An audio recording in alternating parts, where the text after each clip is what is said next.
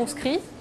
Eh bien Caroline, c'est trop tard. Moi c'était l'année dernière, comme l'un de nos invités d'ailleurs. Effectivement, vous l'avez dit avec votre invité, les conscrits c'est l'événement incontournable quand on est à Villefranche-sur-Saône. On a essayé de ne pas en parler, c'est impossible.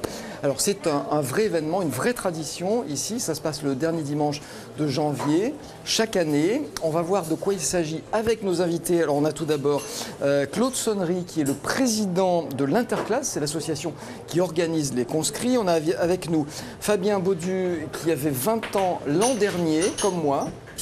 Enfin non, on est de la même classe et moi j'ai quelques décennies de plus. Et puis André Demeure qui avait 20 ans en 1936. Je ne me trompe pas, c'est ça? 95 ans cette année. Et vous en êtes fiers, vous avez raison. Les conscrits, alors qu'est-ce que c'est? Ce sont les personnes qui, une année donnée, fêtent leurs 20, 30, 40, 50, 60, 70, 80 et même plus. Dans l'année. Année, voilà. À quoi ça ressemble cette fête des conscrits? Eh bien écoutez, regardez tout de suite. Ça date de 1980. Vous reconnaîtrez pour les plus âgés d'entre vous un personnage célèbre. On y va.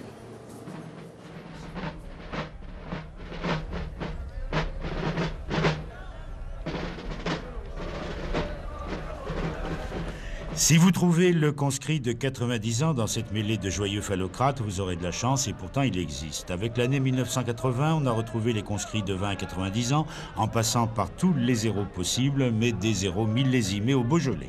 Cette carte perforée étant bien définie, on a fêté joyeusement l'aube des futurs beaux jours, ceux de 20 ans saluant les héros chenus, entendez par là blanchis par l'année 80 ou du bon blanc au pays du Beaujolais.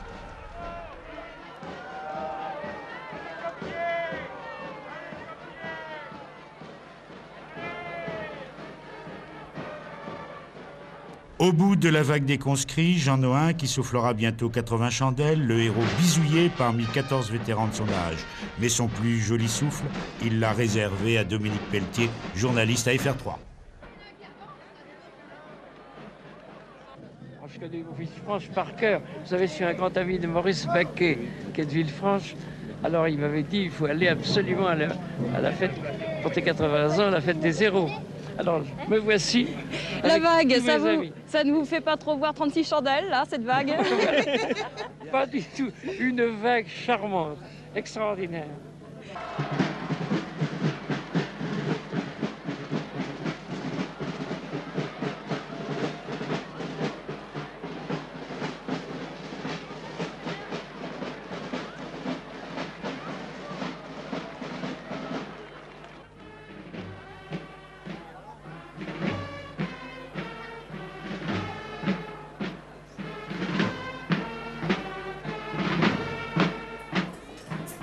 Voilà un petit clin d'œil à Jean Nohain que, comme je le disais, les plus âgés d'entre vous ont connu, animateur radio très connu dans les années 50 et 60. Il présentait l'émission de télé 36 chandelles et il a disparu un an après ses conscrits. Je ne sais pas ce que vous lui avez fait, mais bon. La fête des conscrits, donc c'est le dernier week-end de janvier. C'est une tradition, Claude Sonnery, qui remonte à quand? Quelle est l'origine des conscrits? L'origine des conscrits, c'est 1850. En 1850, deux jeunes Caladois se sont présentés au service militaire, au tirage au sort pour partir au service national, qui était à l'époque sous la loi Jourdan de 1798. On tire au sort pour partir à l'armée ou ne pas le faire. Et donc on fêtait l'événement. On fêtait l'événement. Ils sont venus tous les deux en costume noir et gibus, d'où la tradition. L'année d'après, tous les conscrits de l'année sont venus dans la même habit, pour continuer cette tradition. Et depuis 1850, nous fêtons tous les ans. Ça se fait dans beaucoup de villages, mais alors c'est vrai qu'à Villefranche-sur-Saône, c'est une vraie institution, c'est une vraie grande fête. Qu'est-ce qui explique que justement c'est une telle ampleur ici? Villefranche est à l'origine. Je dirais que la tradition a su rester. On a beaucoup amélioré la fête, avec beaucoup de musique, avec une retraite au flambeau. La retraite au flambeau date des fins d'année du 19e siècle. Le port du bouquet aux conscrites, qui a été instauré en 1921 par les 20 ans, et repris par l'ensemble des classes en 1946. Alors on est en train de voir la vague, il n'y a que des hommes, et vous parlez de conscrites, il n'y a pas de femmes qui sont dans cette fête, comment ça se fait? Eh bien, l'armée, c'est les hommes, je dirais, mais la tradition est gardée vraiment jusqu'au bout. Les femmes sont intégrées petit à petit dans nos fêtes en leur portant le bouquet. Elles ne sont pas complètement oubliées. Elles ne sont pas oubliées. Oui. Alors Fabien, vous l'avez fait pour la première fois l'année dernière, donc c'était l'année de vos 20 ans. Qu'est-ce que ça a représenté pour vous? Bah, pour moi, les conscrits, je suis né à Villefranche, donc j'ai toujours connu ça depuis que je suis tout petit. On ne peut pas y échapper quand on est né ici. Bah si, il y a des gens qui ne les font pas, mais pour moi, de ma part, dans ma famille, mon grand-père, mon père, j'ai toujours connu ça et j'ai voulu les faire. C'est la tradition.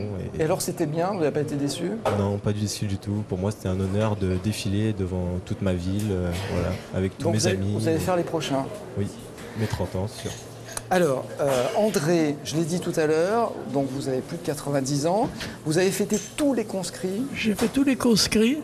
Je me m'étais secrétaire général de l'interclasse générale pendant 50 ans. Ah oui, effectivement. Alors dites-moi, il paraît que vous n'êtes que plus que 2 de votre classe, c'est vrai? Oui. Oui, Et le deuxième, il ne nous a pas donné l'habitude de venir pendant 10 ans. On le voyait 8 jours avant. Et maintenant, il revient. 8 jours après, et pendant 10 ans, on ne le revoyait plus. Alors, quand vous avez commencé, il paraît que c'était quelque chose de tout petit, ça n'avait pas du tout l'ampleur que ça a aujourd'hui. On n'avait qu'une petite musique d'une vingtaine de bénévoles, d'ailleurs, qui faisaient partie des sociétés musicales de Villefranche. Et aujourd'hui, c'est la technoparade. Et ça s'arrêtait là.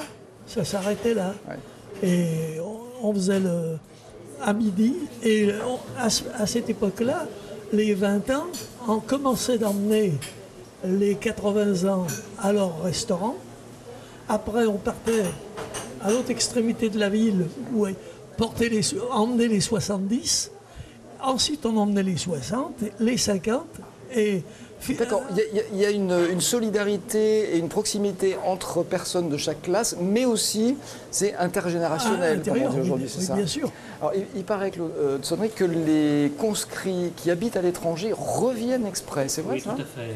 Les Caladois d'origine qui font leurs conscrits, qui sont expatriés, reviennent faire les conscrits, évidemment, parce que la solidarité qu'il y a dans nos fêtes, l'amitié est énorme, beaucoup de solidarité. Alors vous m'avez dit, il y a un rôle associatif, la solidarité, la mixité sociale, parce qu'effectivement ça efface les frontières sociales, entraide, amitié, solidarité. C'est pas que du folklore ça. Non, ce n'est pas que du folklore. Et c'est pas que le jour de la fête, non, ça se passe aussi. Non. Tout au long d'une vie, nous avons des réunions régulières.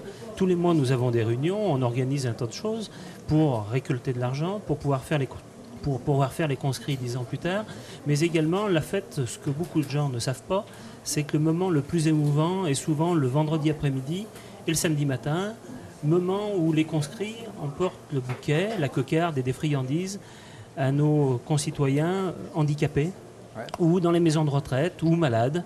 Et là, ce sont des moments d'émotion énormes. Et on n'oublie pas également tous les conscrits décédés. On va sur leur tombe porter une gerbe en leur mémoire, et ça en permanence. En tout cas, merci messieurs. Pour vous, c'est les conscrits, donc c'est dans 9 ans maintenant. Hein. Vous avez le temps. Si vous voulez en savoir plus sur les conscrits, eh bien, écoutez, c'est tout simple.